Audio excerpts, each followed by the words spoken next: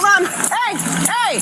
When a police officer chased him down in a U.S. Bank parking lot in December.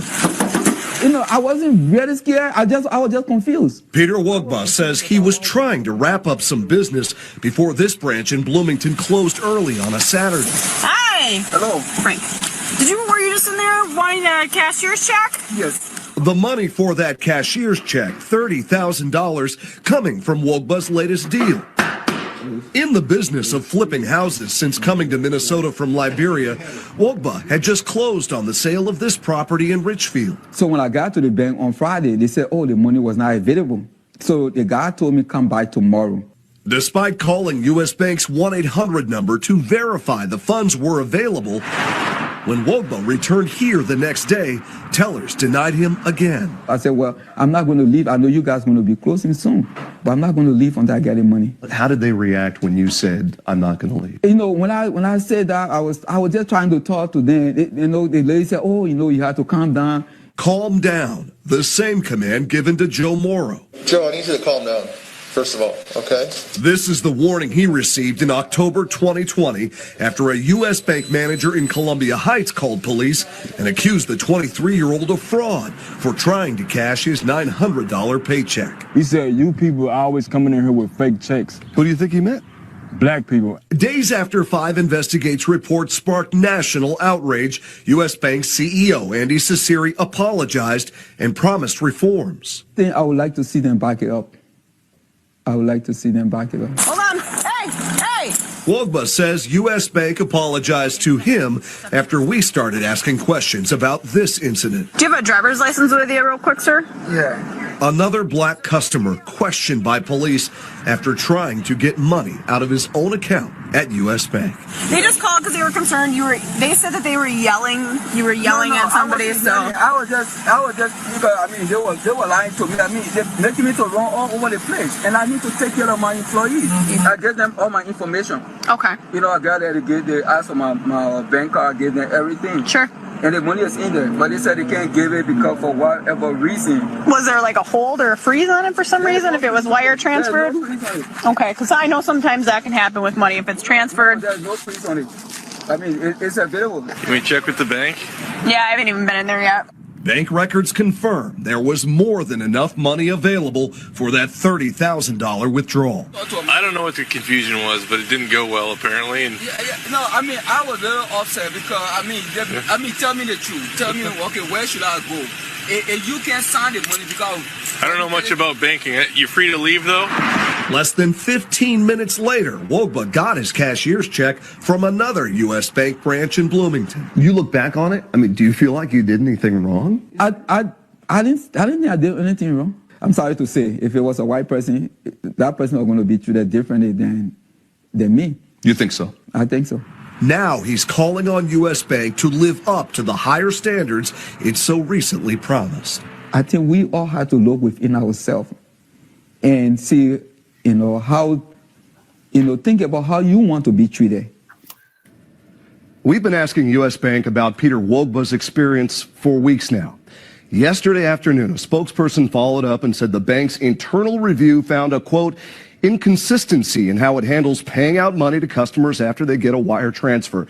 They added Wogbah should not have had to go to another branch for that cashier's check, and they said they regret the frustration it caused. Wogbah told me he's still considering legal action and is now looking for a new bank to handle his business accounts, Paul. And as well he should.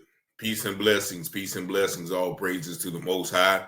Peter Wogbah should definitely be looking for another bank to handle his finances after people from the bank called the police on him while he was trying to withdraw $35,000 from a real estate transaction that is rightfully his. They had to call the police chased them down and started interrogating him about his own money.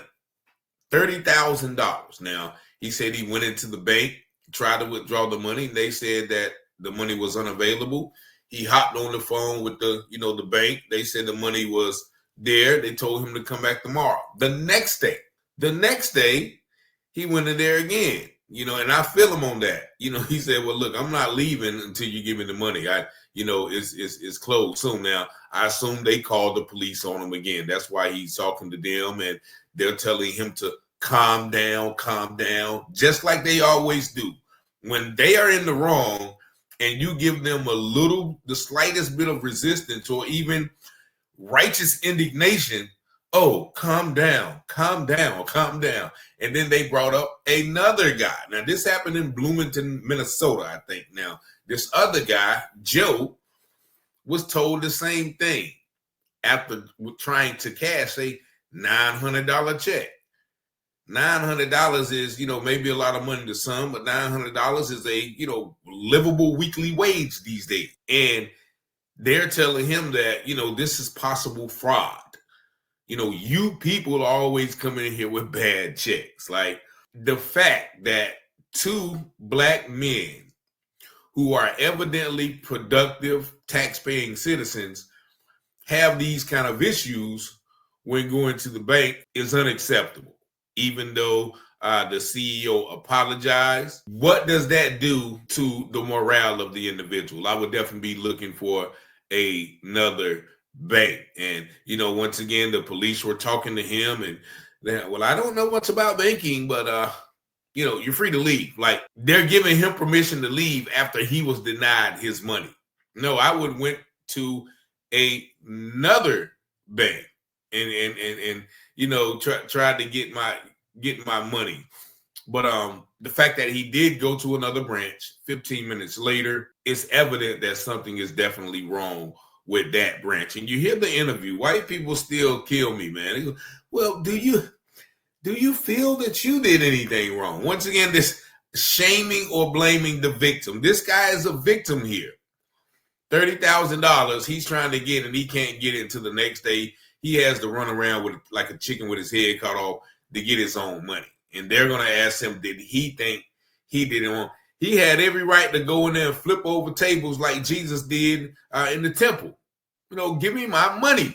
That's my money. I just worked all 2 months renovating this house. Bought it for 60, put 10 in it, sold it for 90. You know what I'm saying? Let me get my money out so I can make another deal. And he has to go through all of this. He has to literally go through hell and high water to get his money. Then the bank's going to say, well, there is some sort of a inconsistency when paying out, wire transfers, and, we're going to do better. So how is the fact that he was able to go to another branch and to get it without incident? That's a part of that white splaining thing that they do. But, I've experienced this myself. Most recently, I made a fairly large deposit in my bank.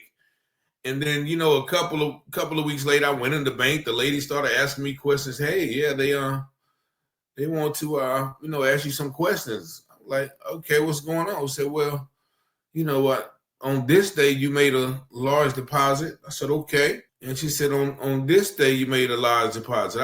I said, okay. Where did the money come from? I said, look, man, do you ask everybody where the money come from? I couldn't even remember, but I had sold a car. I had sold a car within that time frame. I said, I just sold a car. That's what I did. I sold a car. They're like, oh, and well, it's not me, it's the blame. It was a black girl, but I'm just like, man, where they at then? Why don't they call me into the office and do it? Are you being nosy? Best believe I don't even go to that branch no more. And I've been thinking about, moving that account somewhere else because, like, don't be questioning me. Like, it's almost like black men are not allowed to be successful. Black men are not allowed to have money in their account, sizable amounts of money in their account. So, yeah, I started saying, just give me all my money. Just give me all my money. Then there would have been the bank manager coming. I know, no, Mr. Taylor, this, that, and the other. But, I've been a victim of that. There's always a sense of profiling, whether you're in a high-end store, whether you, go into a coffee shop and everybody looks and, oh, hey, how are you? You know what I mean? What, yes, can I help you? With the guise of wanting to help, but really, what are you doing here? That's what they're really saying. So, shout out to my brother, Peter Wogbah, and my young brother, Joe, who's evidently working, a nice comfortable living wage job that pays him $900 a week, you know, I would, you know, definitely switch banks if I'm not able to get my hard-earned money when I want to. But y'all here, let me know what y'all think about this video in the comments. Y'all see the number 919-587-7782. Thank y'all for watching these videos. Make sure you like, share, and most of all, subscribe to the channel. They don't cost nothing. Somebody asked me the other day, how much does it cost to subscribe? They hit the little subscribe button, costs nothing. But as always, peace and blessings, much love. Have a wonderful, prosperous day.